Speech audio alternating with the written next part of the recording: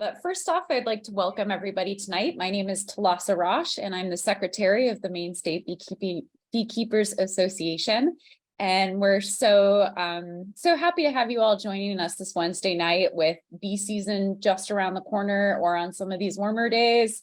It feels like it's snuck up very soon. So thank you for joining us. Tonight's webinar is proudly sponsored by the York County Beekeepers Association. And tonight we'll have Karen Thurlow presenting queen rearing for small apiaries with little effort and cost.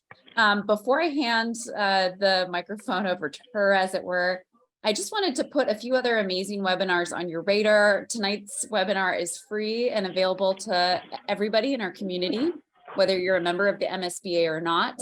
And we will be making the recording available as well. However, for members, we do offer a range of terrific webinars, and we have one pretty much every month through November scheduled for this year. So I'll just give you a teaser of the few that are coming around the corner, but know that we have good things scheduled all year. So in April 19th, that's us today, May 1st, we're going to have How Do Honeybees Defend Against Attacks by Giant Hornets with Heather Matilla. In June, we'll have the University of Georgia Bee Lab Research and Extension update, and specifically focusing on oxalic acid for varroa control, honeybee vaccine research, and more with Jennifer Berry. And then in July, on July 17th, we're going to be hosting Steve Jimenez of Hives for Heroes, which works with veterans and beekeeping. So that's going to be pretty exciting. And again, we have a whole slew after that, but I won't list a long list for you for now, but just know that they're coming around the bend. The other thing that I wanted to put on your radar, because it's pretty exciting, is we have a marketing and outreach committee, and they've been working with our state beekeeper, Jennifer Lund, to offer beekeeper chats on a bi-monthly basis. I believe the first one already happened in April, but we have 3 more coming up. And again, this is open to anybody. It's not for MSBA membership. We're really interested in serving the broader Maine beekeeping community, making it accessible to all.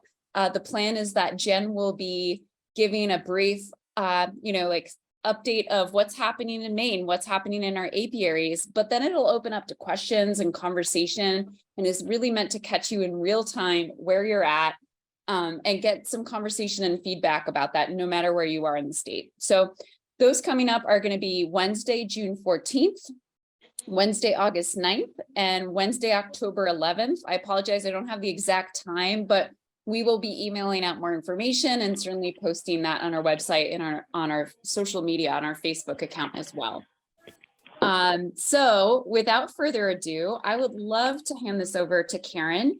Y'all are probably very used to Zoom at this point in time, but I will be moderating the chat box. I think that's a really effective way to put your questions into the chat, and I will keep track of them and make sure that we get them to Karen at either natural pauses in the conversation or at the end. And without further ado, I'm going to hand this over to Karen. Karen has a long history of beekeeping, started keeping bees in 1978 and is a master beekeeper, and was a beekeeper in Maine for a really, really long time. And we're so fortunate that she still spends so much time in her community sharing knowledge. Currently, she is the Chief Apiary Inspector of the Canadian province of New Brunswick, which she started in 2022. So congratulations on that new position, Karen. And I will let you take it away. I could kind of continue to sing Karen's praises. I think a lot of you have benefited from her insights in the past. So I'm going to hand it over. Thank you so much for being here with us tonight, Karen. Thank you. I need to share my screen. So well, let me there just, we go. yeah. Is it shared? Yep. Yep, we're good. Okay. So I want to say good evening, everyone. I'm in Atlantic time, so it's 8 o'clock here. And I want to thank the Maine State Beekeepers Association for inviting me to speak and for all the support they give me. It's always been a special club to me. And I belonged for such a long time when I lived in Maine. So thank you. And to York County for sponsoring this talk tonight. And I have spoken at their club so many times when I lived in Maine, and was a member of their club for quite a bit. So anyways, now my apiary is much smaller than what it had been in Maine. And I used to graft queens when I lived down there, and I raised quite a bit of queens. There were a lot of my queens in Maine when I lived down there. And now my apiary is much smaller, so my queen raising has become much smaller. And I started using what we call emergency cells. I basically had the bees just start raising their own queens, and it's a very simple thing to do. The bees know what they're doing. We all know that bees will raise queen cells for different reasons, and supersedure, what we call emergency cells, for swarming. And any strong, healthy colony can raise a queen, so that as long as they've got eggs, you know. So if you're thinking it's something hard to do, it's not. Whether you're, you know, a first-year beekeeper or a very experienced beekeeper, as long as you have strong and healthy colonies, they're going to be able to raise queens. And right now, a lot of attention is focused on queens, and you know, because there's just so many issues going on. So queen rearing is often seen as a task best left to experts, but it really is leaving it to the experts. To me, is leaving it to the bees, because they're the experts that are doing this. So my presentation tonight is how I set up my colonies last season to produce queens. And they also did produce honey while they were producing the queens, for those of you that really want to produce honey. All right. My slides aren't changing. Try that. Okay, that worked. So first you have to, it's important that, you know, we all equalize in the fall. We always equalize and put our wheat colonies together and feed them and all of that. But I also feel like it's important to equalize in the spring. But the most important thing is to know when you're swapping frames around that all the colonies are healthy, that you're putting frames into or taking frames out of when you're, you know, mixing things up between the bees. So I think spring is just as important, because I'm going to prevent the really strong colonies from swarming. I'm going to boost the really weak colonies so they can be ready for that nectar flow. And then there's those colonies that are just right and you don't need to do anything to them. So when you have a colony peak in population before the main honey flow, they're more likely to swarm. So it's best to have that peak of population happen right after the honey flow. And so equalizing is something that can help you do that. And it, you know, it'll prevent swarming. It will have more, you'll actually get more honey because you have your wheat colonies able to, at this point, make honey and things like that. And when you equalize, the young bees stay in the receiver colony. The forages will fly back to their home. So there's no fighting, no robbing. That is more of a fall issue than it is a spring issue, right when the nectar flow is starting. So, so to make queen cells, what I use is what they call emergency queen cells. And so the statement I've highlighted, we need everybody to be muted, please. So the statement I've highlighted is, it's always been thought that emergency cells weren't a good thing. When a colony loses its queen, an emergency exists and they create emergency cells. And bees raise new queens as quickly as possible when, you know, they'll start those queen cells. Worker cells, sometimes many containing larvae, are modified into queen cells. So the myth that I heard all along when I was beginning my beekeeping is that what I've highlighted in my talk here is these larvae may be fed worker jelly for some time, so the queen raised may have a reduced egg laying capacity. But that, as long as you have the right age larvae, like first instar larvae or eggs in your colony, they're going to choose the right age queen. So I'm not the right age to make a queen. I'm not really concerned about that when I leave it up to bees. Another myth is queenless colonies are always bad tempered. I don't find that at all.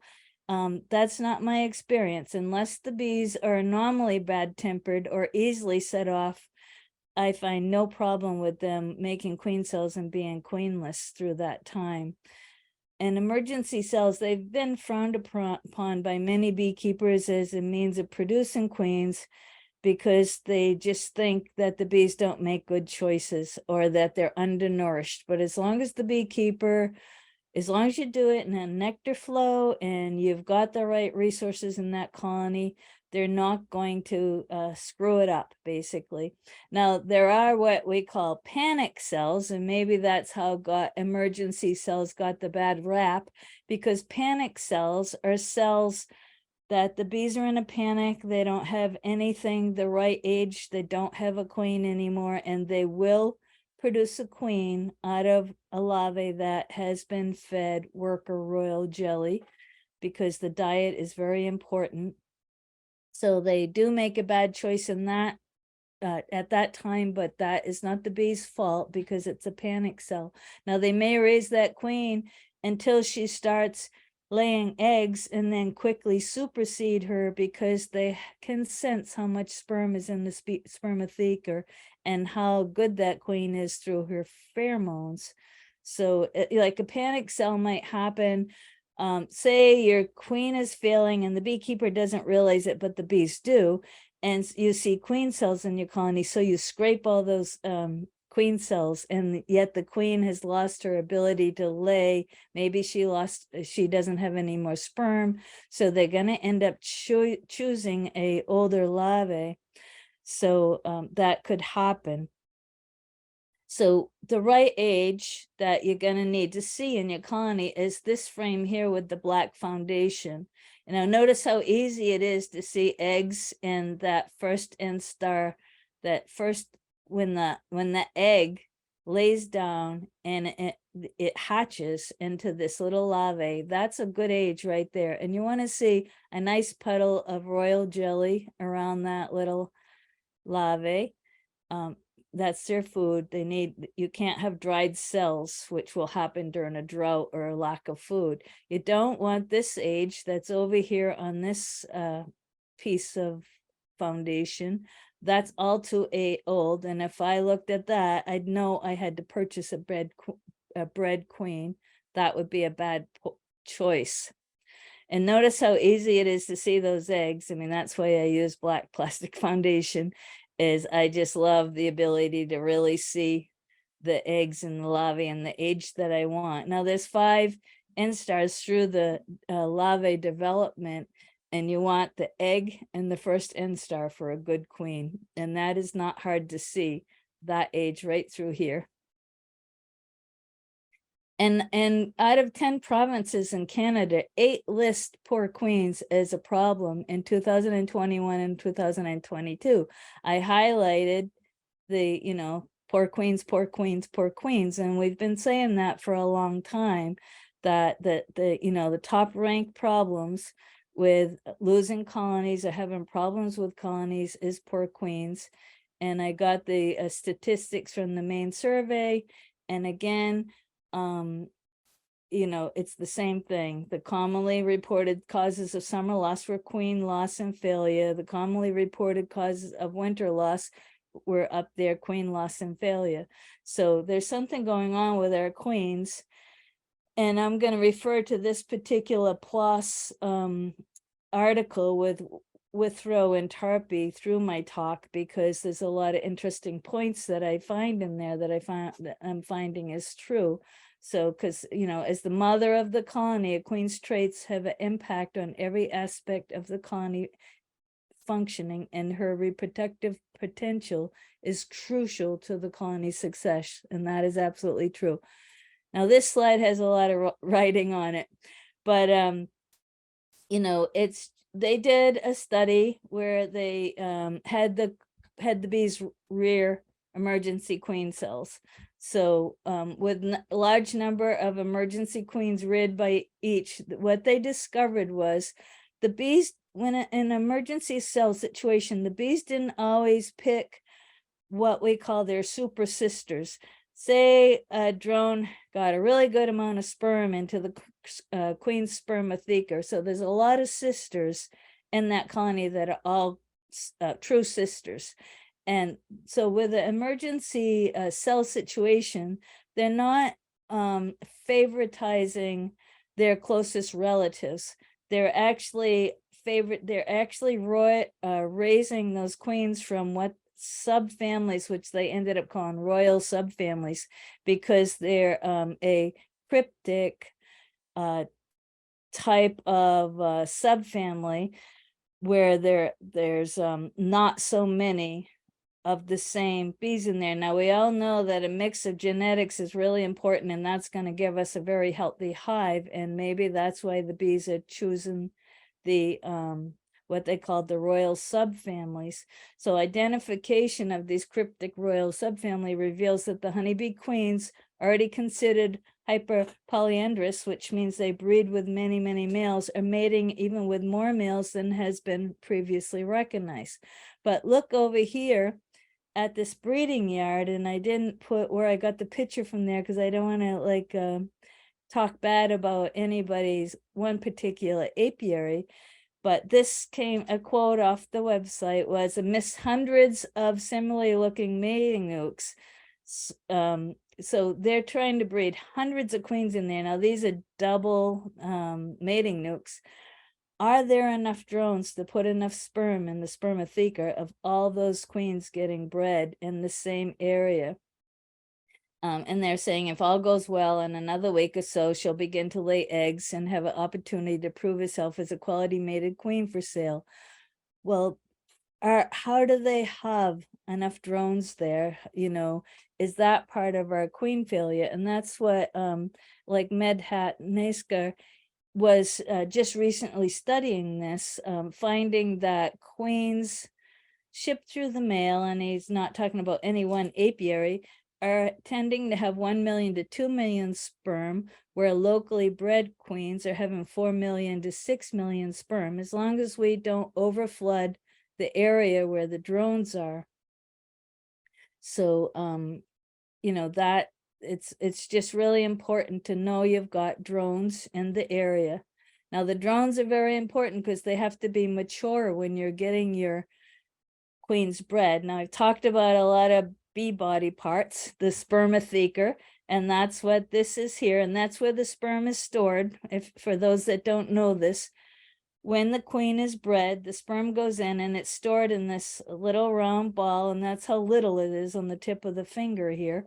And that's a queen I removed the spermatheca from. And that right here is the mating sign. When the queen comes back after getting bred, after being out with the drones, when she comes back, she still has the mating sign in her body, the endophallus of the drone. Now, before I decide I'm going to have my bees make queens, I catch a few drones and I do what's called popping the drones. I squeeze their abdomen and I look at the endophallus and I make sure they're mature, meaning they're old enough to produce sperm. Now, if you see coloration, a brownish yellow, it's mature. If it's clear like this one, it is immature. So it's important to know the quality of the drones in the area and if your drones are mature enough. Now, drones are mature and they're fertile about 12 to 15 days of age from emerging from their cell. So consider that when you're going to, start raising your queens, because a good queen needs to have 4 million sperm or more in her spermatheca. Anyway, so you want the spermatheca has to be a milky, translucent color. This spermatheca is full of sperm. This one is clear. It's from a virgin queen. And this one, see how it's kind of cloudy, translucent? It's running out of sperm. So not that you want to kill all your queens and look at the spermatheca, because you could end up killing a good queen. But just to learn more, you can actually dissect the queen by, you just pull off the base of her abdomen where her stinger would be, and the spermatheca comes out, and you have to just kind of peel a little bit of webbing off of that, which is support glands for it, and you can see that spermatheca for anybody that's really interested in really know what's going on with their queens. And as a queen breeder, I would do that every once in a while to see how well my queens were being mated in the area where my yards were. So when the queen's failing, you're going to squeeze her anyways. You're going to squish her or squeeze her or drop her in a bottle of alcohol. So use it as a learning experience to, be able to look at the spermatheca and see why the queen is failing. Beekeeping is a lot of science these days. There's an art to beekeeping, but there's also science to beekeeping. And the art is the ability to understand your bees, which takes, I believe, intuition and common sense and instinct and foresight. And I watch the plants a lot because that tells me what my bees are doing, because bees react to plants. But I really pay attention to science too, because that is what makes me a better beekeeper. So the best time, of course, to raise queens is during seasonal buildup. You're going to select the colony, not the queen. Raising a queen or two is not hard. Your bees do 90% of the work. You just have to provide them with the right hive configuration to get them to raise queens, and consider the their interaction with the environment. So you need an abundance of pollen and nectar. You want to have the best genetics that you can, and a poor environment will make a poor queen, no matter no matter how good the genetics are. If you're in a poor environment, you're not going to have a good queen. So the most important thing is the abundance of food, the selection of a colony that you like to work with. Management is so important. No matter the genetics, a beekeeper will produce a poor queen if they have poor management, or if it's a poor area for raising bees. And the retinue size around a queen, that's what this is, will also help you know a lot about your queen, because when they have a really when they're young and they have a lot of pheromone, they usually have a great retinue like this around them. So a high quality queen, when she's young, you can tell sometimes they've been bred really well by the retinue that ends up around them in the first 3 or 4 months of them breeding. So anyways, when you're breeding your own queens, when you're making your own queens in your own bee yards, you're getting local adaptable stock, and you've got to be willing to call the duds though. And if I have a queen that she's okay, she's acceptable, she's going to pull the hive through the season and make me some honey, but I'm not real thrilled about her, I might remove all the drones out of that colony, because I don't want those duds out there breeding queens. And what I do is those will be the drones that I pull and check for varroa mites. And I use it's called a scraping fork. And I just stab it into the area with the drones and pull them out. They need to be at the purple ice stage, or they kind of explode into milky white goo when you stick your fork in there. But you can just slide it into the cap cells and pull the drones out and look them all over really good to see, if you're pulling any varroa mites out. So you can use those dud drones in that way to check quickly for varroa mites in the colony. Because, if one's got it, if one needs to be treated in a yard, all of them need to be treated in a yard. So honey production, I also get honey production from my bees when I raise my queens. And so when I say select the colony, not the queen, I want honey production, I want winter survival, I want grooming behavior, I want them to not be really swami, I want gentleness. All these speckles on these gloves are bee stings. I took a picture, I rescued another beekeeper from a bad situation that he got into with his bees. By the time I got there, his bees were totally calm, but those were the gloves he was wearing, and they were just covered with stings, and he was too. And then I want them to be varroa sensitive and have hygienic behavior. So the hygienic behavior ability is to detect and remove dead pupil, but the VHF, the varroa sensitive hygiene, is the ability for bees to detect varroa in sealed brood cells and uncap the infested cell and disrupt the reproductive behavior on the varroa mites. So it's two different things. The biting behavior that Purdue University now has developed what we call the ankle biter bees. I used to bring those genetics into my queens when I lived in Maine. I can't in Canada. I don't think I can import those queens, but that's an important means for honeybees to defend against varroa too. So I don't want them to be defensive. I want them to be gentle. So I select my colony. I only can tell what the queen, how good my queen is by the performance of my colony. So don't just get a favorite queen because she was the first one you ever had or something like that. You really have to select the colony. Now there's help on the way because there's this UBO is Dr. Kara Wagner's new company that she started, and she's developed a spray that you're going to, it comes in this little bottle here, and she gave me permission to use her things here to talk about this, because I think it's going to be an important thing. Before we were putting a metal can, pushing it down into the brood and dumping liquid nitrogen into that and freezing the brood and seeing how long it took out. Now, how many beekeepers have a liquid nitrogen tank in their yard? I happened to when I lived in Massachusetts, because I actually did artificial insemination for livestock. So I had sperm stored in a tank in my house, but that's not, the common practice for a beekeeper.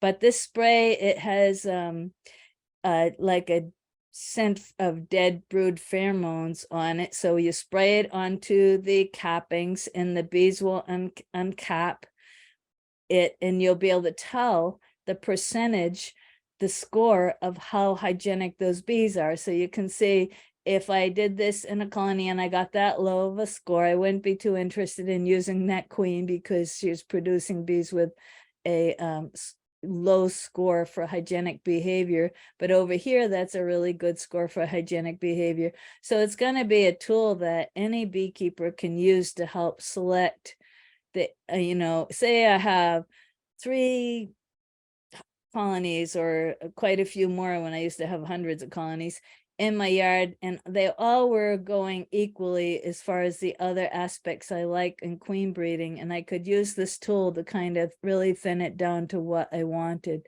So that's got a lot of potential that we will have in the future, which is pretty exciting.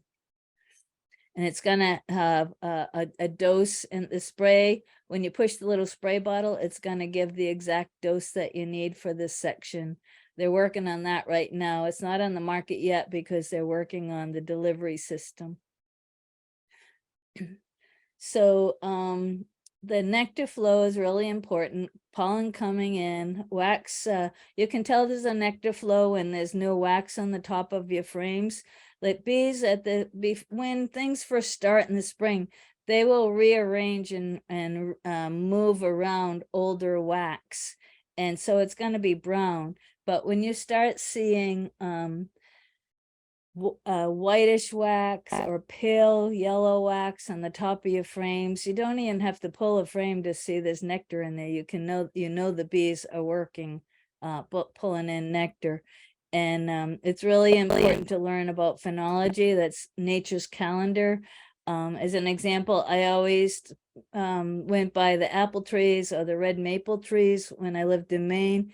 When the red maples would be halfway into their bloom, I knew there would be swarm cells in my colony. So I had to kind of get going through them before that event happened.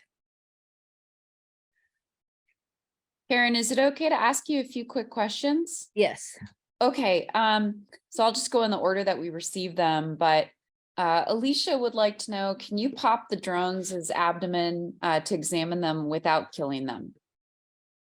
No. But it's not like you're gonna be popping every drone in the colony. You only need to pop maybe 5 or 6 drones, that are in the colony. Now, the ones that first emerge, I always find them on the outside walls, like if you ever pull the frame on the outside wall of the colony and there's like, well, there's 50 drones on this frame. Those are usually the young guys hanging out.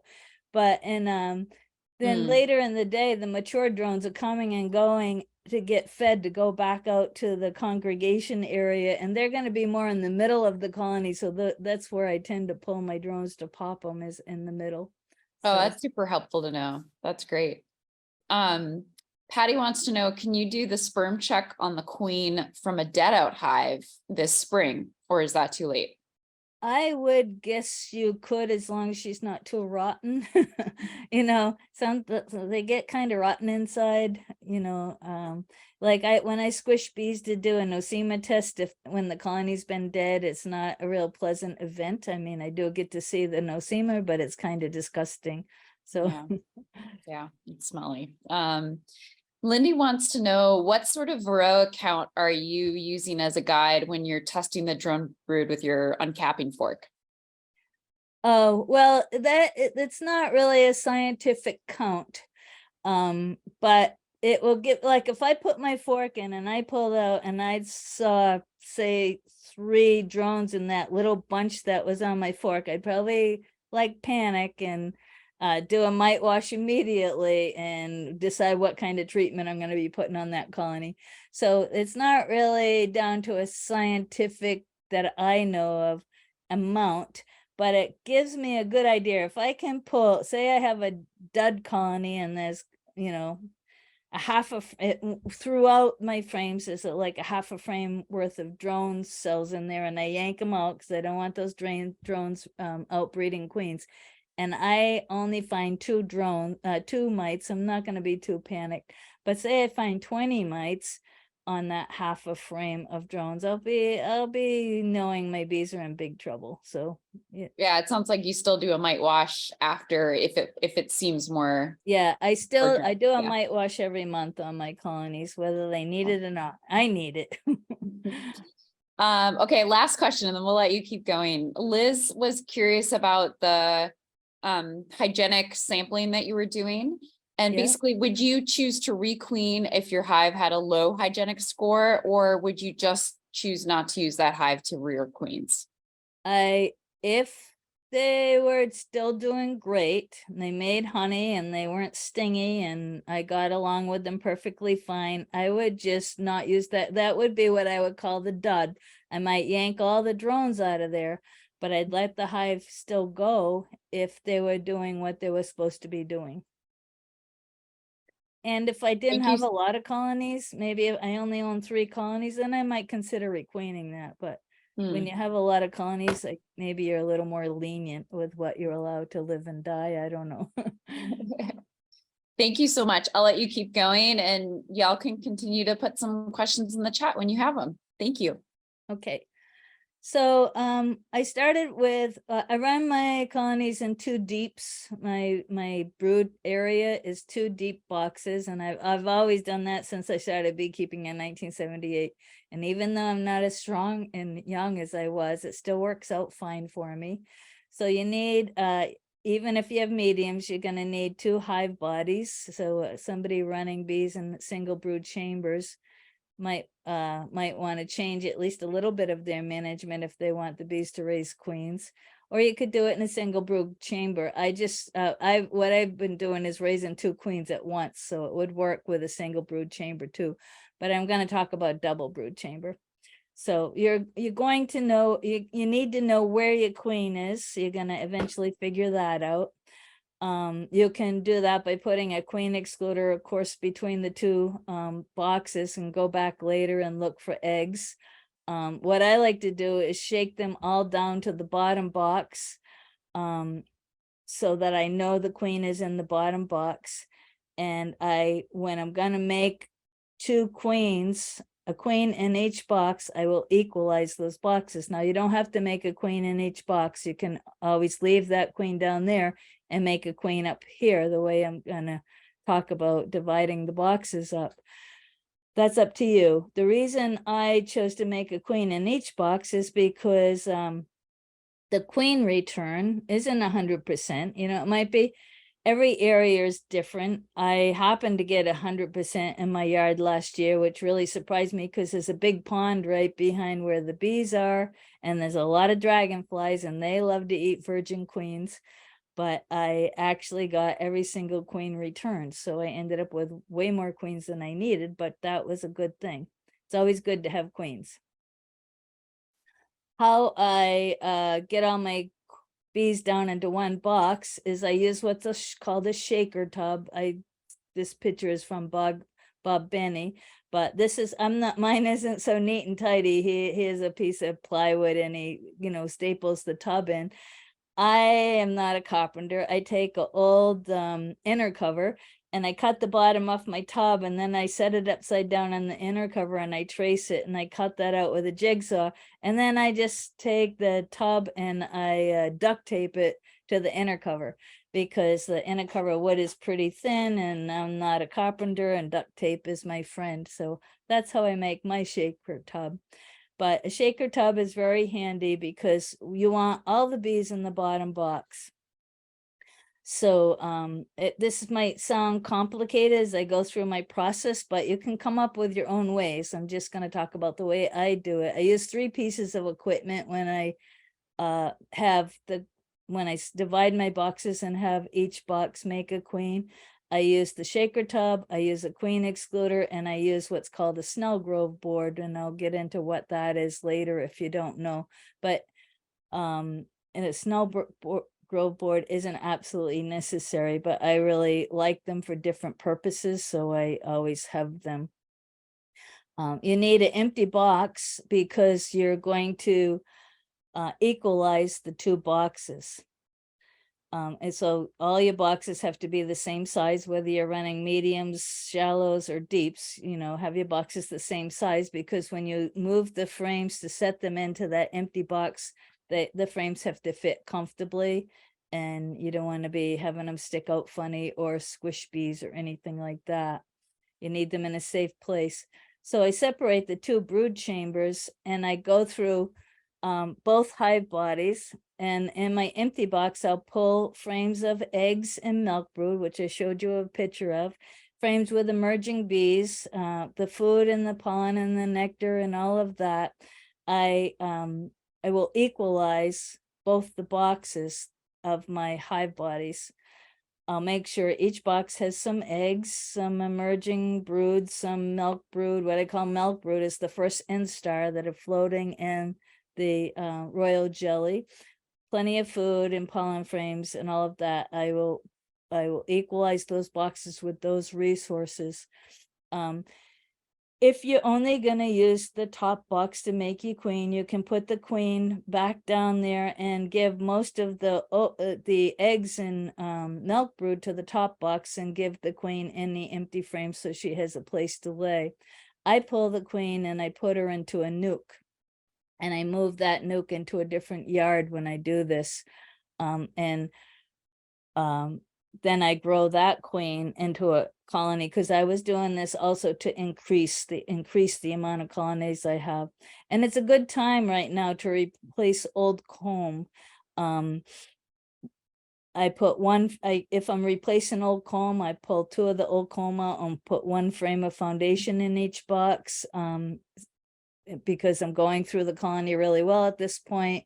It's right before peak nectar flow, because I want the bees to make the queens during the best time. So some of the frames may be empty as when I go through my colonies the year before.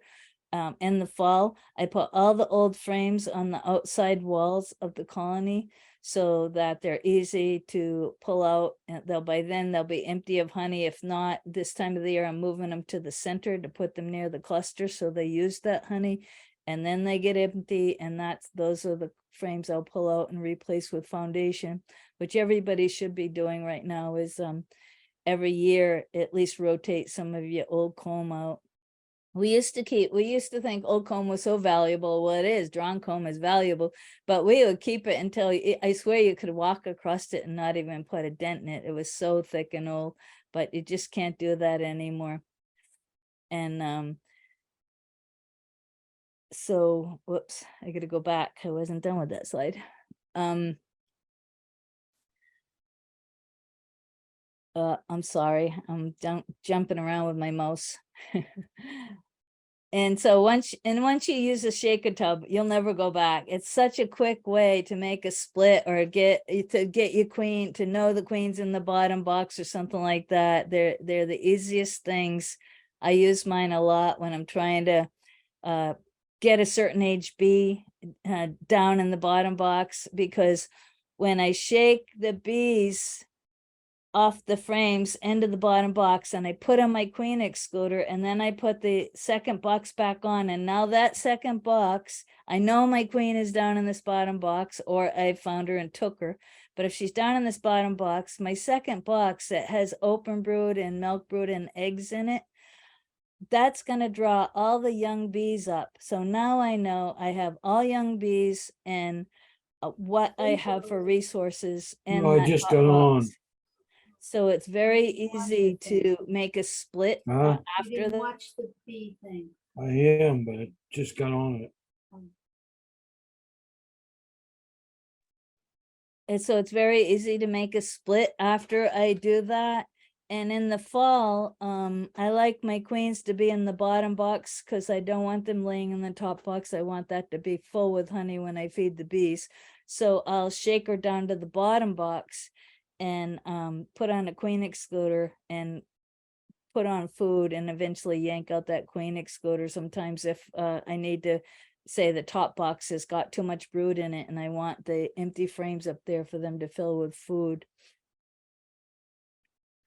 So then the cell placement, bees, they prefer to build the emergency cells on new comb rather than old comb. They build it less horizontal. I find when it's on older comb, it pops out more, so it's a lot easier to damage that cell when you're manipulating the frames. And here's some on old comb, and you see how they kind of dug out an area here and manipulated it so that cell could be there comfortably. But I also found out they don't lay against the frame the same way as on newer comb, and they're less apt to be damaged.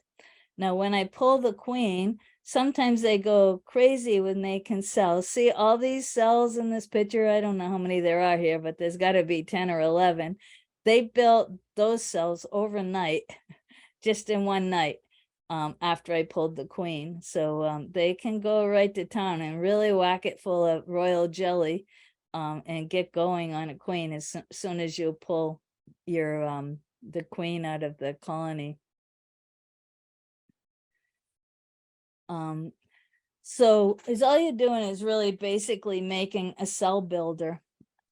And anytime you make queens, even if you're grafting, you're going to make a cell builder. So it's the same thing. It's the same thing whether you're doing emergency cells or whether you're grafting a rack of queens and putting them in a colony. You need young bees in that box to raise those queens.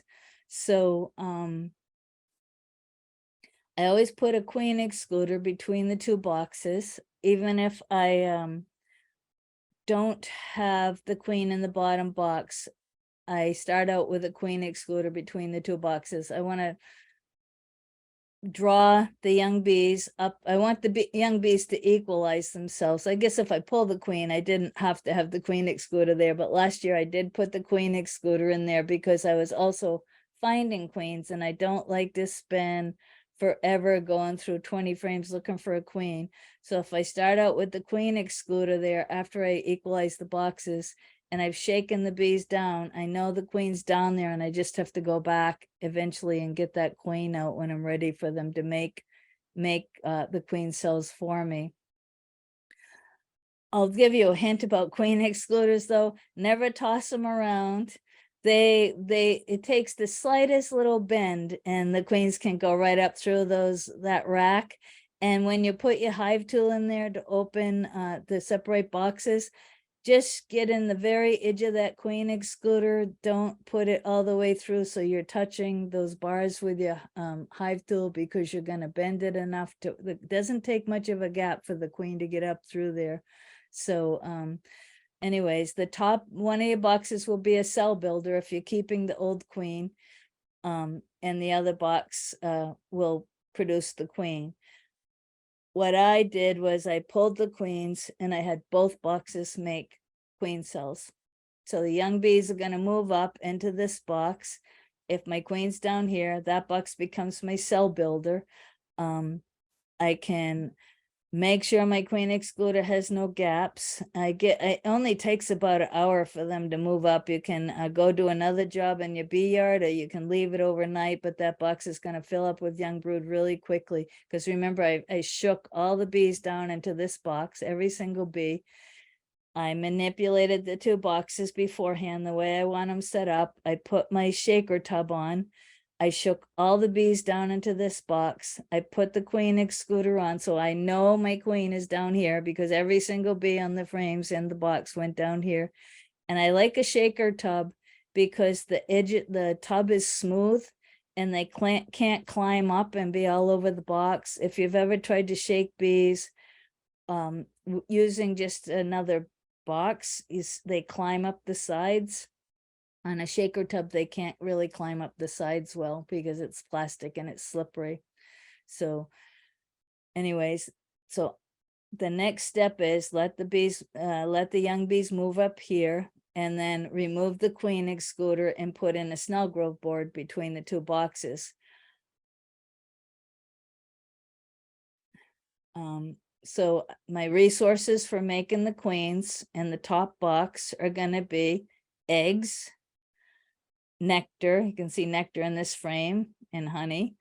I can have young bees emerging on a frame to keep the box populated. I want the first instar larvae, so they also have choices. I want some frames with some fairly new wax, so it's easy for the bees to manipulate and draw out that wax. So if say they're going to make a queen cell here, they'll eat the eggs from here and they'll rearrange this wax and draw that queen cell down. Or say over here, well, these ones are actually too old. This would be the one that they're going to make a queen cell from, or this one. It's not going to be up there. And when I find when they're making emergency cells, they tend to go in the middle of the frame, around the middle of the frame, not way down where the swarm cells are. They're always more towards the middle. I may give them that frame of foundation because I pulled out an old frame, but it also gives the wax builders something to do. They get some wax to build out. So that's what's in this box up here, those resources that I showed you, and it can be the same down in this box too, or I can have my queen down there with some empty frames because I am just making, I'm just gonna make another queen and either pull that one or split this off and make another colony out of that box. So my reason for raising these queens was to increase my colonies. So this is what a Snell grove looks like, a Snell grove board. It's just a double screen board. There's a screen up here, a board in between, and a screen in the bottom. So the bees can't touch each other through the screen.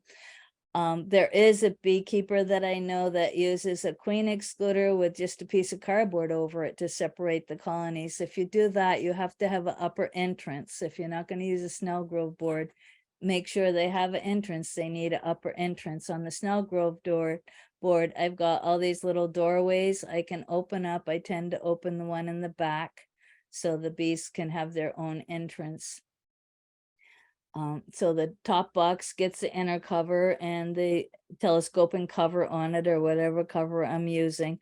And I'm gonna leave the notch open on the inner cover because the forages are used to coming and going from that area. So I still have forages coming and going and bringing in pollen and nectar into my top box, the ones that are used to using the upper entrance. Because if you ever close the notch on your box and see the congestion it makes at the top box, because sometimes that the bees that are used to going in and out of there is still going to go to that area. And the bottom board, the bottom box has the bottom board entrance.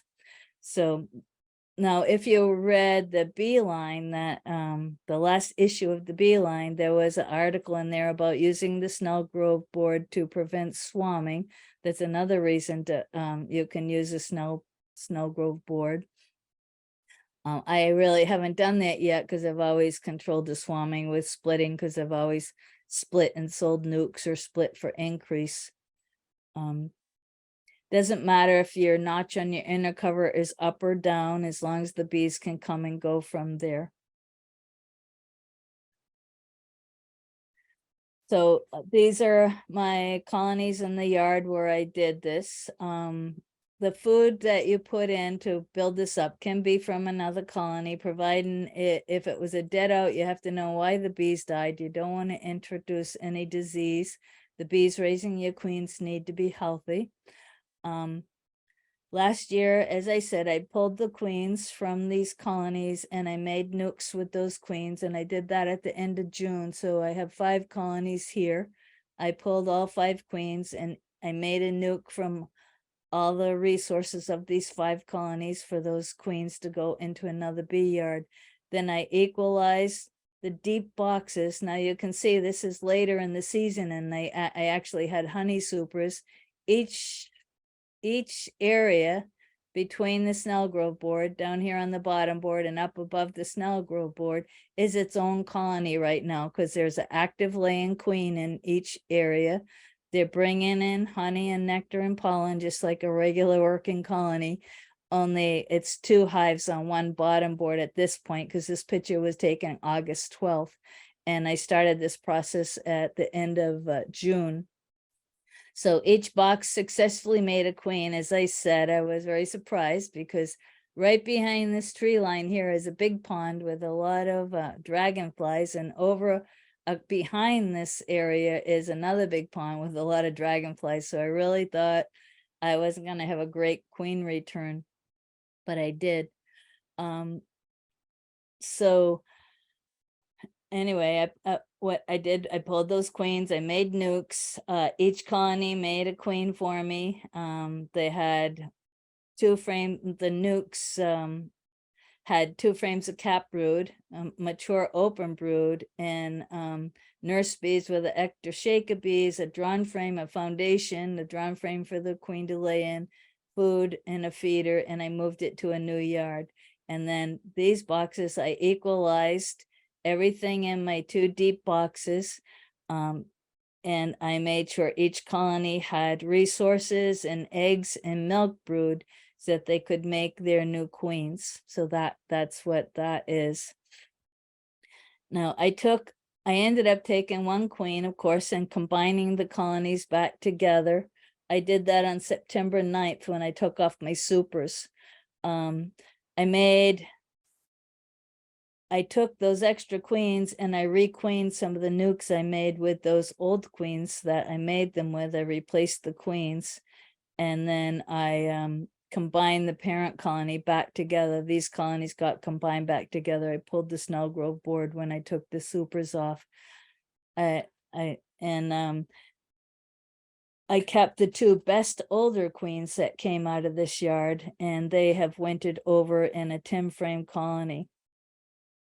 I put some of the extra queens in a queen castle and a few 4 frame nukes so they could lay up extra frames of brood, so I could grow all the nukes that I started off of these. Now these are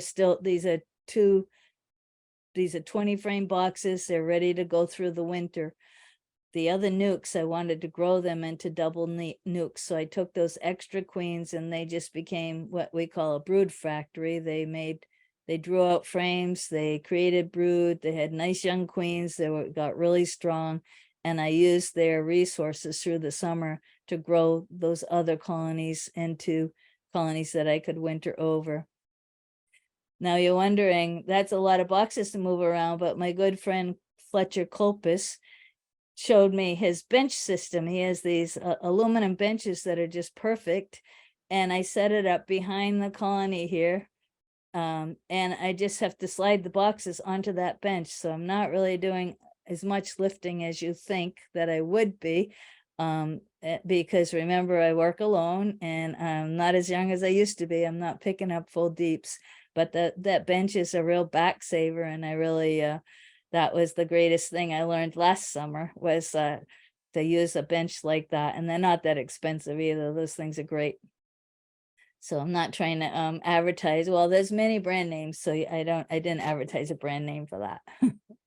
So anyway, what I saw in my colonies hopping was I checked my frames and 4 to 5 days, this is what your cell's gonna look like. You're gonna see that little larvae right in there.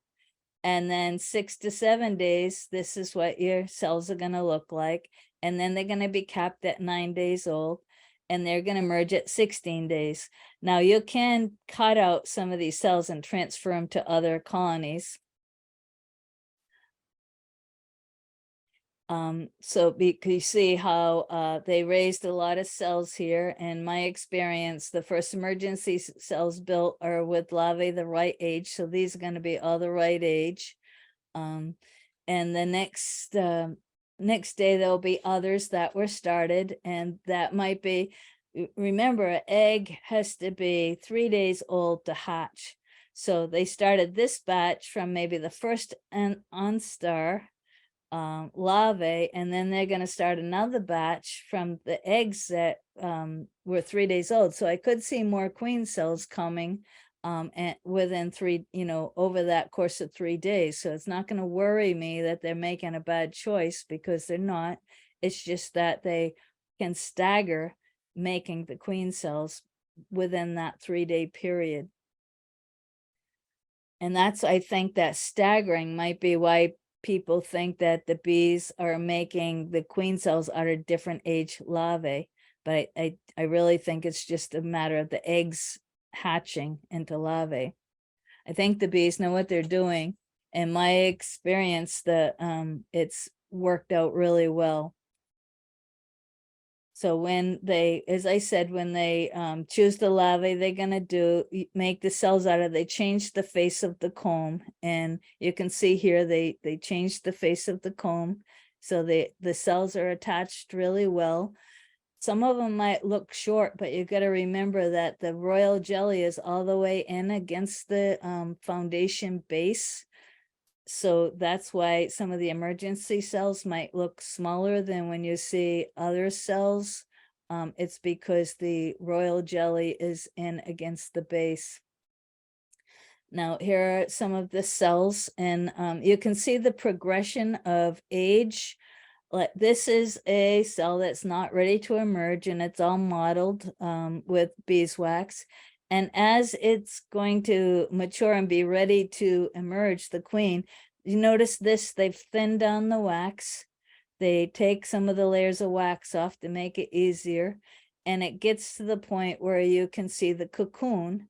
When the queen hasn't emerged, but see, you can see that cocoon. So that's going to tell you that the queen is ready to emerge. If you can watch your cells, but you do have to be careful when you manipulate the frames with the queen cells on them.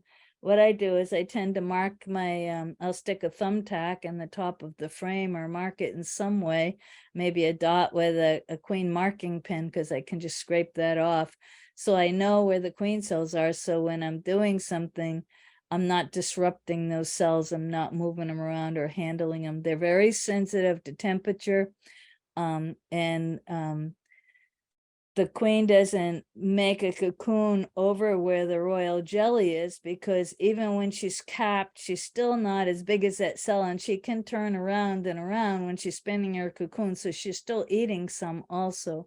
So I don't want to knock the larvae away from the royal jelly. So you always have to handle it gently.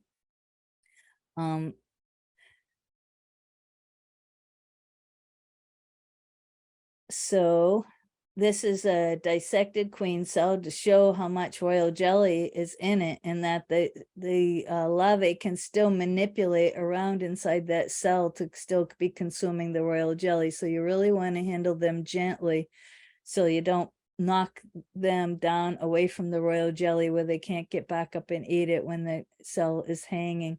And you can see this cell, they've started removing the wax to thin it down so the queen can emerge.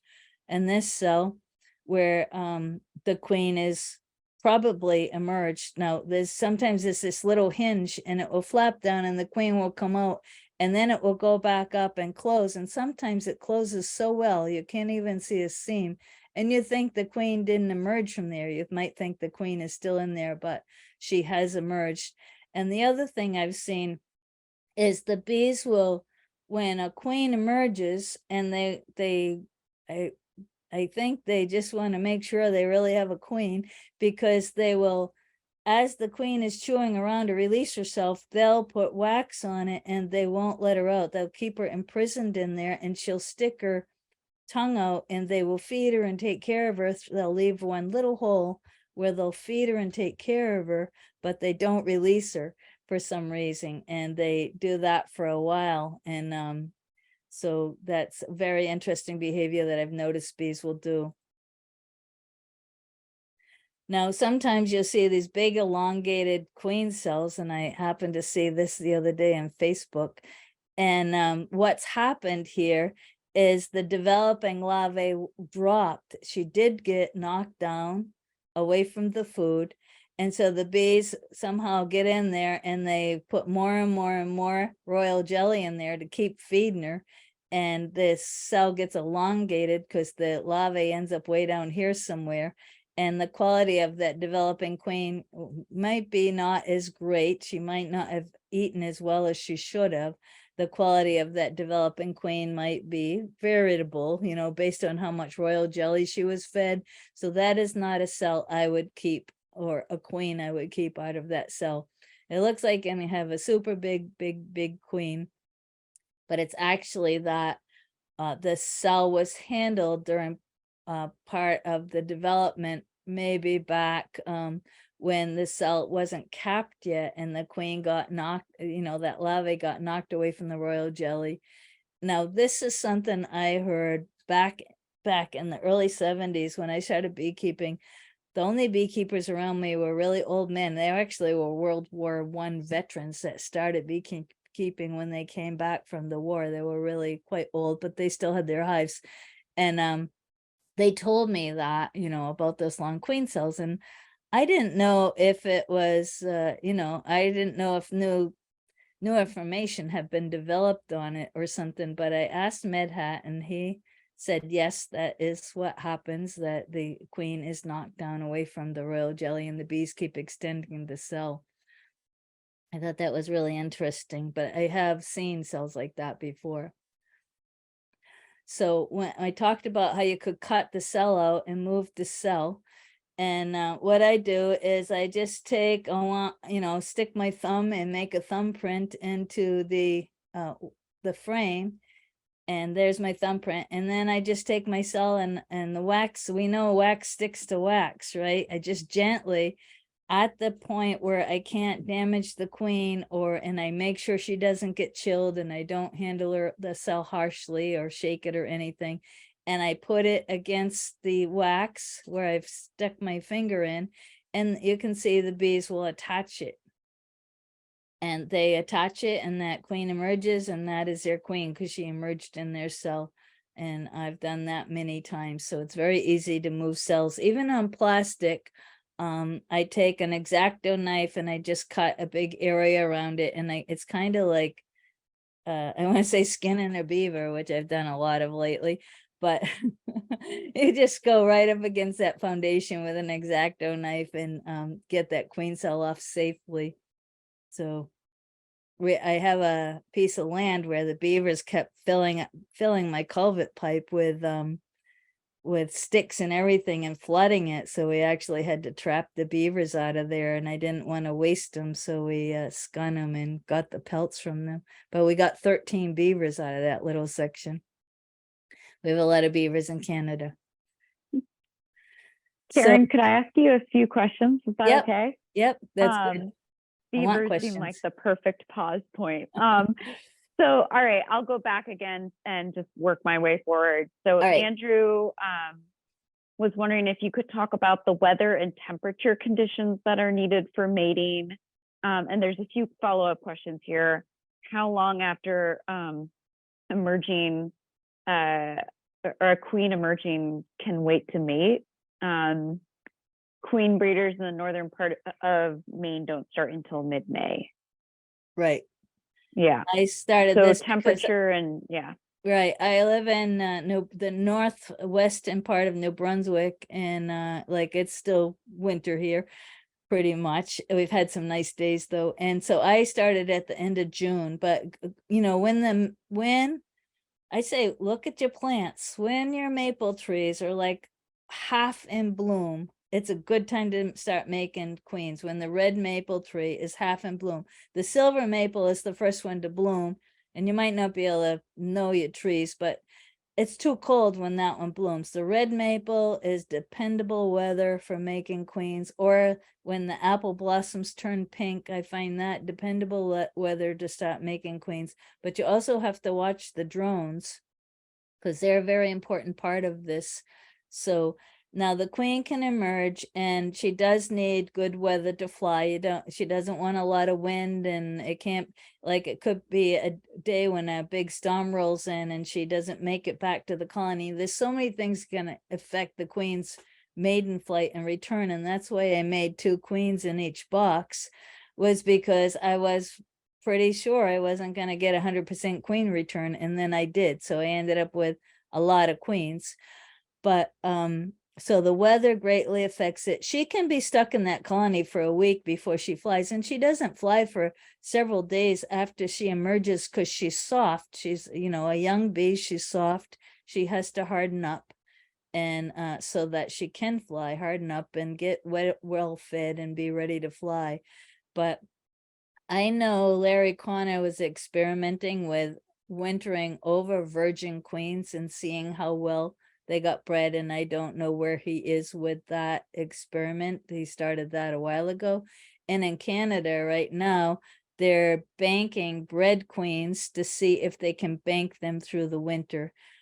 So queens can, you know, those are bred queens, but the virgins can be in a colony a good week or maybe 10 or 12 days before they fly. But usually we might get 4 or 5 days of really harsh weather, and then it will turn nice. So usually it's not a long period of time that they're stuck in the colony.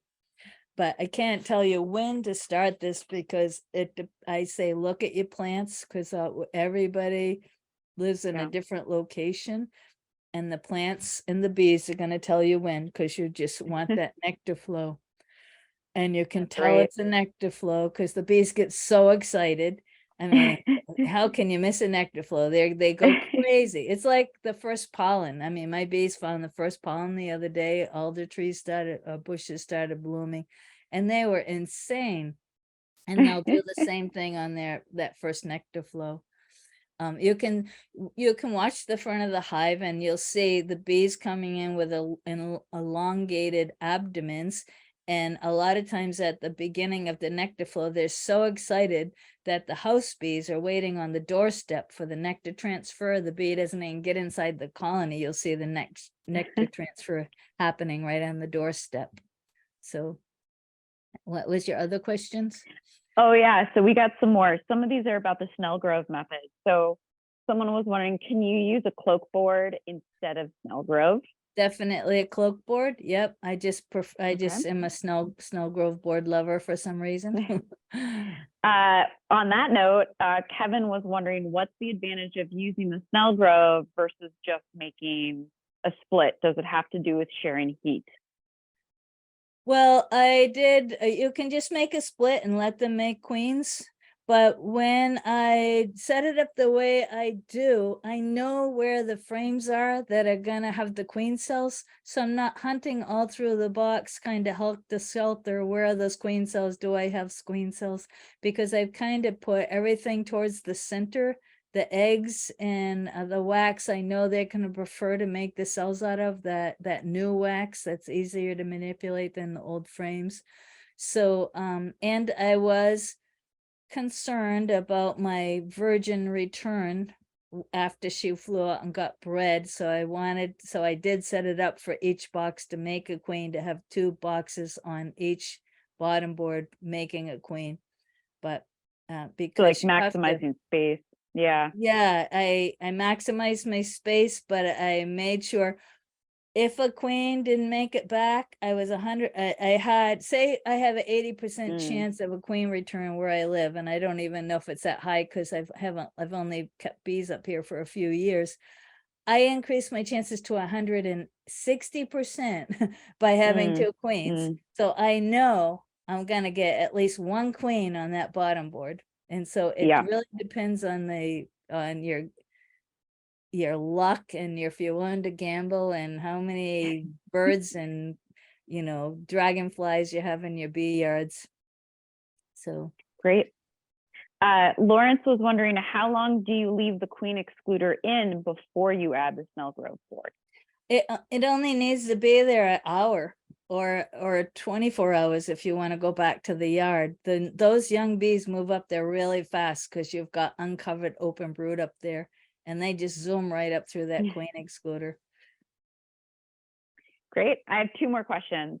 Okay. Will was curious, when does the queen start piping? Is it a call to thin the wax? The queen, no, I don't think it's a call to spin the wax, because I think the bees to thin the wax. I think the bees understand. I think I read one time, and maybe somebody could correct me if I'm wrong, that the piping is like they communicate. The queens are all piping when they're in, if you listen to a colony, they're all piping. And so I think it's just a communication of the queens between each other or something, because they're only, I've had queens piping in queen cages before, sitting on my kitchen table. When there's other queens around, they don't tend to pipe when they're all alone sitting on the kitchen table. But if I have a bunch of queen cages sitting on my kitchen table, they'll start piping. So I don't know if other queens around make them pipe, but it's kind of a queen thing. But Just a queen thing. yep. Colin is wondering how many drones are in a good drone area. Well, that's a good question.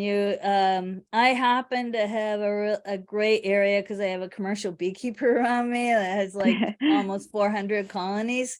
And he's not like right on top of me, but our yards are close enough together that I am using his drones. That's for sure. He always tells me he's going to charge me.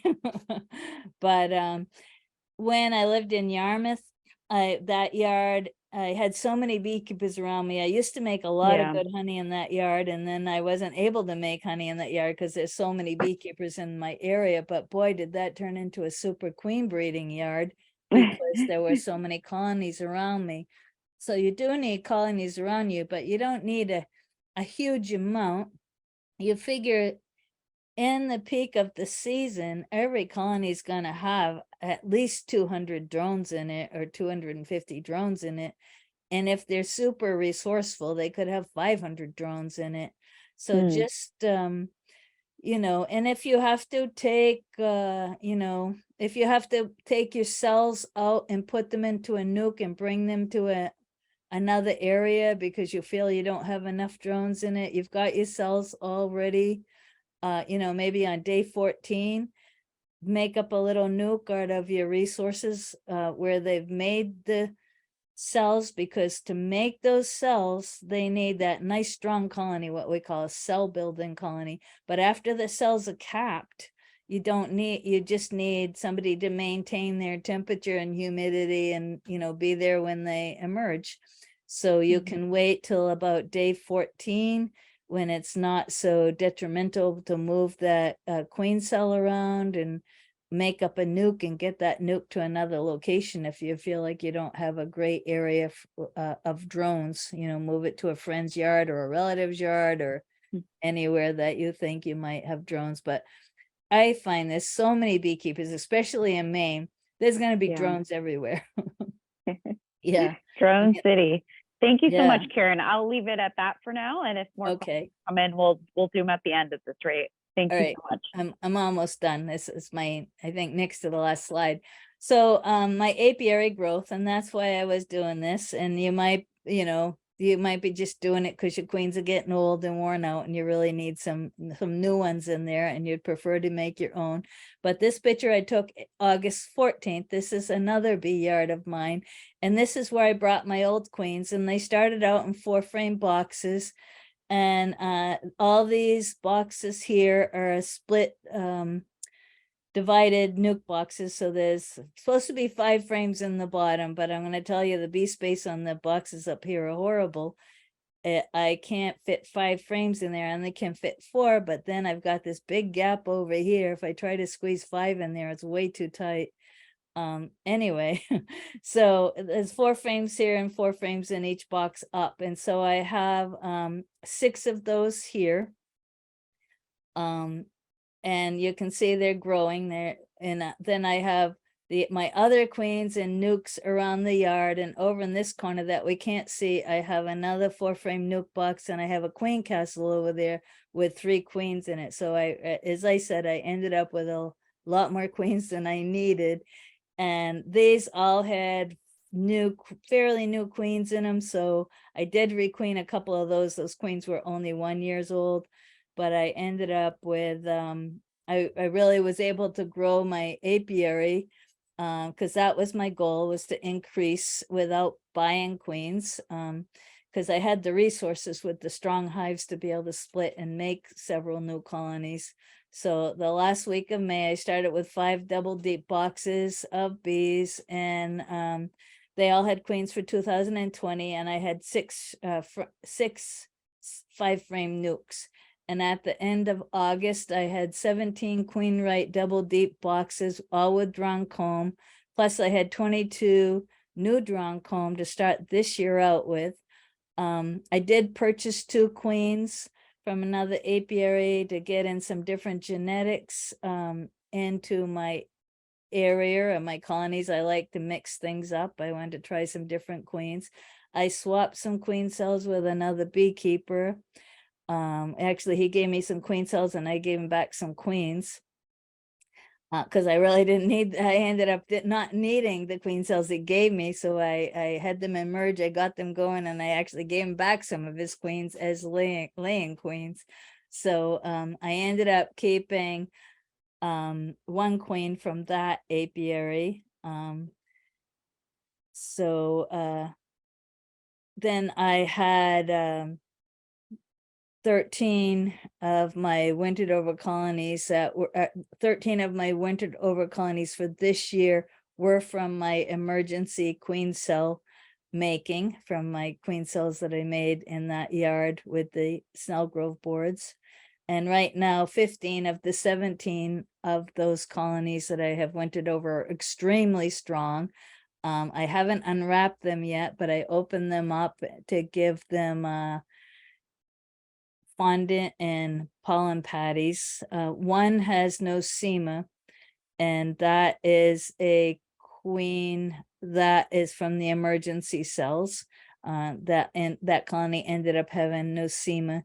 I don't have, as you can see, on this, I have a number here. So all my colonies have numbers on them, but right now, because they're wrapped and I move all my colonies into 1 yard for the winter, so it's easier to care for them through the winter, because the other yard that I started this project in is way down a dirt road that isn't plowed. I still couldn't get into that yard if I had to. So I did winter over bees there last year, and I regretted it every time I went down there. It was a long haul on snowshoes, dragging things I needed on toboggans to work my bees until, like, I swear, the middle of June. So I moved everybody into this yard, which I can get to and snow blow with my tractor. Anyways, that's pretty much what I ended up with for my colonies and extra resources. So what I got was 20 queens that I made with emergency cells, 177 pounds of honey, because I had those 2 colonies on one bottom board working as the queens laid and making honey. I made 6 new colonies that I wintered over for the total of 17, and I moved everything up to double deep boxes, all my nukes and everything. So and at the end of August, when I combined colonies, I gave away 5 more queens. So you make a lot of friends when you give queens away. So this is what it pretty much, this was February. They get buried, totally buried in snow up here in February. That's where the bees can come and fly, come and go and fly. So I leave the bottom entrance open with a mouse guard on it, and I've closed the top entrance, and they just get totally buried in snow, but they still can come out, as you can see, with the air coming up out of the colony and stuff. They sometimes end up with a little hole like that, and sometimes they're just totally covered and you don't even know where they are. But when I start digging them out, there's a big igloo of air around them, so that they're you know, I know that bees can withstand more carbon dioxide than humans, so I know they're not getting smothered, at least.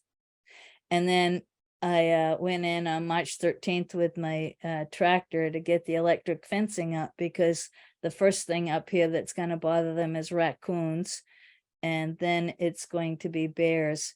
So by then the snow had gone down enough that I could see the tops of the colonies, the insulated tops. And so I went in with the tractor and kind of cleaned up the yard and got the electric fence. Now my electric fence is all the way up. It's been up. I had some of it up for, the colonies were protected starting about 2 weeks ago. So that's it. So then but I have to say, because I only have the bottom open, by maybe the middle of February, the snow is kind of compact and there'll be ice on the bottom. So I'll clear out around the top, and I'll have the inner cover notched down already to switch that to the entrance for the bees. And I'll pull down the insulation a little bit, and they start coming and going, and they are in the top box by then, and they start coming going from the top box. So I start out with the winter with one entrance, and then that gets iced in, and then I go to the upper entrance. I did that this year, and it worked out really well. The bees were able to, as you can see, in February, they were able to get out and do cleansing flights. So anyways, just a little bit about how I found the management to work when you get 13 feet of snow. So anyway, that was my last slide. So I'll take more questions. Okay, thank you so much, Karen. That was terrific. So we've got a few more questions that came in while you were chatting. Lewis had a follow-up kind of to the Snell Grove conversation. Will they make more than one queen in the top box? Well, of course they will, just like they do when they're superseding or swarming or anything else. And so of course that other queen's gonna go around and kill, you know, her sisters. The firstborn wins. But I actually I took the cells out and to give some away and to start those 4-frame nukes in the queen castle that I had. But I took the cells out and I put them in my car, and I went back to work the bee yard, and a lot of them emerged right in my car. They were so close to emerging. And I took a picture of a bee. I was driving down the road, and a queen bee is walking all over my, you know, the speedometer and the panel in my car. I had queen bees all over my car. I wasn't prepared for that. I was finding any little container I could find in my car to put queen bees into to keep them separated because they were starting to fight on my passenger seat. I had queen bees everywhere that particular day. What So a I problem to carry have. lots of containers. We'll keep taking questions here in a moment, but I did want to announce that we're going to put a survey link in the chat box for the webinar. We'd love to hear your feedback on what you liked or what kind of topics you'd like to see covered in the future. We're also going to post a link to the Maine State beekeeping survey so that we can help Jen Lund, our state apiarist, gather information about how your colonies overwintered and honey production and all that good stuff. So keep an eye out for those links in the chat box. Otherwise, we're going to keep taking questions here, but that way you have time to click it and actually interact with it. So, all right, our next question, Jane is asking, when can you move a nuke back to your main yard? I would say within 2 weeks or 2.5 weeks, because they're dedicated to the queen of the box they're in by then. They're not gonna go back to their old hive stand. So it doesn't take a long time because you got to remember those forages are moving with their queen. So they get dedicated to that box really quickly. Great. Okay. Lawrence is asking, the nukes that you made with the old queens removed from your cell builder boxes, do you simply let them build up into a double deep hive? Yes, I let them build up to a double deep hive. That's why I made so many of these little nukes. Those weren't to be wintered over. They were little factories to make brood for me and to make frames of food or whatever they were doing. I had to keep pulling frames out of these and bringing the brood frames over to these. And these 6 boxes, because they're all double nukes, built up to be double deeps, 20 frames of drawn comb. And then I had 22 extra drawn comb, and some of them with honey that I ended up storing for the winter to use for this year. And I combined all these together in the end and with kind of everything, and made super strong colonies to go into the winter with. Great. This one, I think you started to answer this question. Oh, sorry about that. A follow-up to that question was, from your double cell builder colonies, do you eventually let each of those double boxes become a hive, or do you remove the queen from one box and recombine your double deep hive? Well, the ones with the Snell Grove, I removed the queen from one box and pulled the Snell Grove board out and combined them into one hive. I did that when I pulled off my honey supers. And the bees don't fight, even though then it is fall. They've been living together and with the screen between them, and actually going in and out of each other's boxes all along. So there's no fighting or anything. I just pull the queen out of the top box, make sure the bottom box still has a good laying queen, and yank out the Snell Grove board, pull the honey, and put them together and got them ready for winter. And Great. now these colonies here, they ended up with new queens, but 2 of them have old queens. No, 1 of them has a queen I purchased, I think, and 1 of them has a queen that is the best queen out of everything from 2020 is in one of these boxes. I put them into double boxes, double deeps like these, and they're wintering over just perfectly fine. Because I number all my colonies and I keep really good records, I'll know every single queen personally when when I get the wraps off and see the numbers on the boxes and look at my records. I'll know where every single queen came from and who she's from and blah blah blah. Cool. Dorinda would like to know how you wrap your hives for winter, knowing that you will have 13 feet of snow. I'll go to that picture.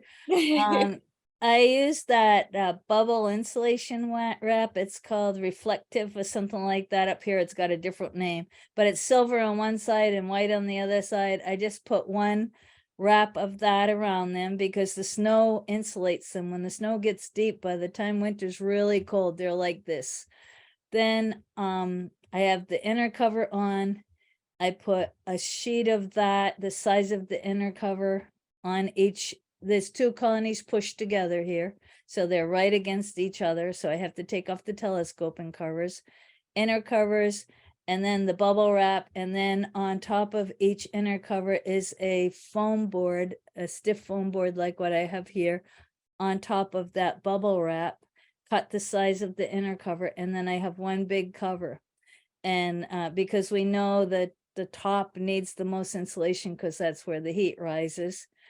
But the other thing is, because I end up opening them up to see if they need food or put a mite treatment on or to give them a pollen patty before I even plow them out sometimes, what I do is when I take this big cover off, both colonies are still covered because they have their individual covers. So I can work this colony, get it covered up quickly. And I have everything set up right beside me that I'm going to do to that colony. And it might be open 8 seconds, And I try to do this when it's about, say, 28 degrees Fahrenheit with no wind on a sunny day, because I want my cluster to be tight and slow. I don't want bees to come flying all out. People think it has to be a nice day. But if it is, the bees are going to come flying all out and they're not going to make it back to the hive because they're going to land on the snow and die. So I work one colony, I close it up. I work the other colony, I close it up, and then I put my big insulation board back on. And that's how I've been doing it here. In Maine, I didn't even have to wrap my colonies. So where I lived in Maine, is wrapping is a whole new experience. But I you. really feel like I need to because of the amount of snow. And I'm so happy they get buried in snow because that really helps protect them. Yeah, that's a whole different situation for sure. All right, we have 2 more questions. Actually, I think we might have more coming in, but 2 more that are just kind of a review. So someone who came in late was curious about the popping drones, and if you could briefly explain that again. I'm gonna go back to my drone picture.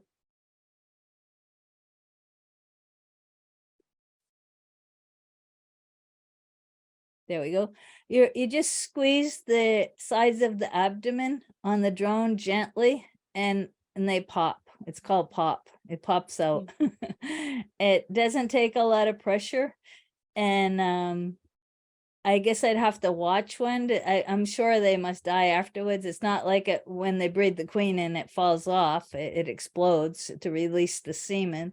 But I've seen drones with it popped out and then, just walking around the hive. So something happened to them.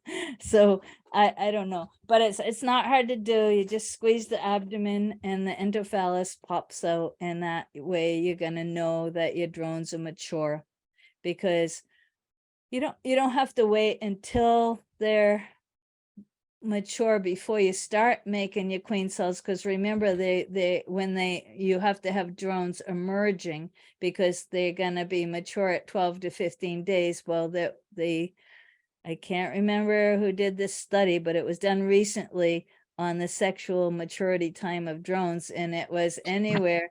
He found that it could be up to 20 days. So that's why it's a good idea to pop your drones, because some lines are up to 20 days.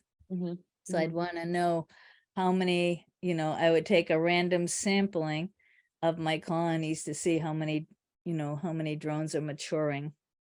Yeah. Yeah, I've definitely found some like back near the hive, just laying on the ground during mating season. Yeah. That exploded. Yeah. Right. All right, let's see. So, and then someone else wanted to just clarify that the shaker tub is just a tub with the bottom cut out to act as a smooth funnel, just to confirm that that's what that is.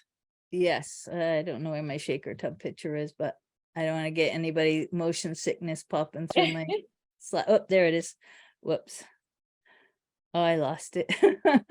Anyway, it's just a Walmart tub that fits on top of the inner cover. There it is. Mine was just a gray Walmart tub that when I set it on top of the inner cover, it fit inside. I can't remember how many liters it was, like 62 liters. I don't know. It was not really huge. You can see the size here of Bob's. As I said, I cut the bottom off. I set it upside down on my inner cover, so I had the diameter of the base, and I traced it and I cut it out with a jigsaw, and I duct taped it on. They're very simple to make.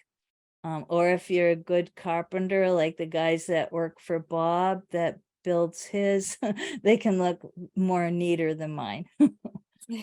But they're very simple to make, and boy, are they handy. Because for one thing, when I'm shaking into a deep box, I might be wrapping the sides of my frames on the box because the frame is the size of the box, and I'm going to be squishing bees, and that smell gets the other bees pretty bent out of shape. And when I shake into a tub, I don't get angry bees because I'm not hurting anybody, I'm not squishing anybody. And they tend to not to be able to climb up the sides because it's slippery. They'll congregate all over the sides of the box when you shake with the box. And you're not doing any kind of big slam down shake because you're going to damage bees that way. It's just like almost like a quiver. Maybe I should call it quivering bees. Yeah. Because it's not a big slam shake. It's just a quick shake quiver. Great. So that's how that works. But they're gonna, once you make one, you're never gonna beekeep without one. They're the handiest tools for moving bees off frames. Amazing. Well, all the other comments coming in are thanking you for the incredible talk, that it was helpful and inspiring, that they learned a lot. Very interesting presentation. So Karen, thank you so much again for spending time with the beekeepers in Maine. Thank you again also to the York County Beekeepers Association for sponsoring this, for making your time and visit possible. We really appreciate the support, and it's just another reminder that there are amazing local bee clubs that you can get more information from anytime. Full of like folks like Karen who care about the community and want to share their information. So thank you so much, Karen. You can't hear us hopping through Zoom, but I know there's a whole room full of folks. I just hope it was a little harder to explain than it was to do, actually. It's really simple to do, but I'm like, how am I going to break this down and explain it? But this is an invitation to all of us to come visit you, right? And just do it with you. I would love to do this in the yard with people. It would be so fun. Yeah. Okay. Thank you. All right. Have a good night, everyone. Thank you so much. Good night.